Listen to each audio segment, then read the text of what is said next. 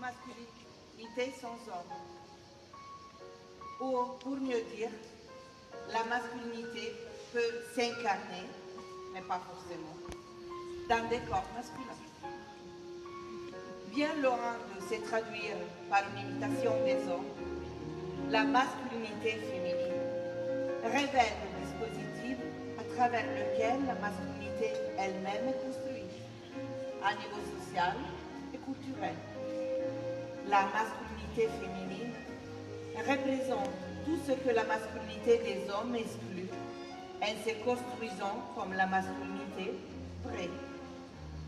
Pour cette raison, il est primordial de reconnaître, explorer et nommer les formes alternatives de masculinité. Judith Jack Anderson.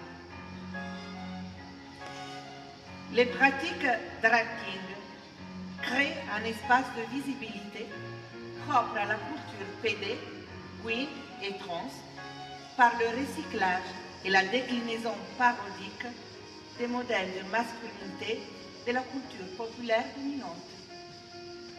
Non seulement hommes et femmes, masculins et féminins, mais aussi homosexuels et hétérosexuels apparaissent comme des pôles binaires et des oppositions insuffisantes pour caractériser la production contemporaine des corps queer.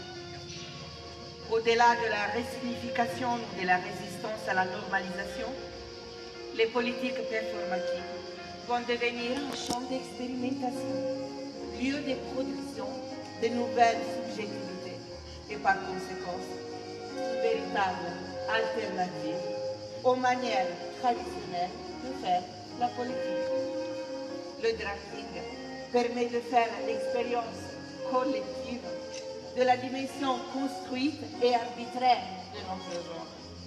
Il s'agit d'un dispositif collectif de reprogrammation de genre. Paul Preciado, 2008.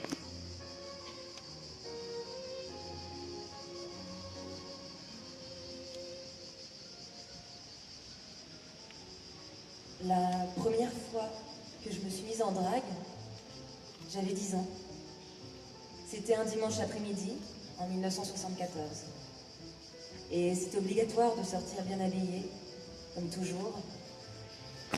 Et moi, j'étais super emballée. J'avais lutté avec mes parents pour obtenir une paire de chaussures d'homme. Je m'habille devant le miroir, dans un rituel très lent, tel que John Wayne le jour de son mariage. Des pantalons en velours marron avec des poches carrées attachées sur le devant. Une chemise avec son col, fait de petits boutons pour le fermer. Et un gilet de lamb's wool. Et une paire de superbes fausses persoles.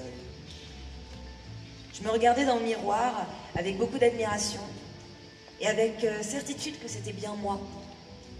Un truc difficile à définir. J'étais plus du tout ce que mes parents disaient que j'étais. Je suis sortie dans la cour avec mes poings dans les poches pour faire en sorte que la fermeture éclair se retrousse et forme une enflure juste là. J'avais besoin de rien d'autre. J'étais un dur à cuire. Expérimenter ma partie masculine m'avait permis d'avoir tellement plus de confiance en moi que je pouvais maintenant m'autoriser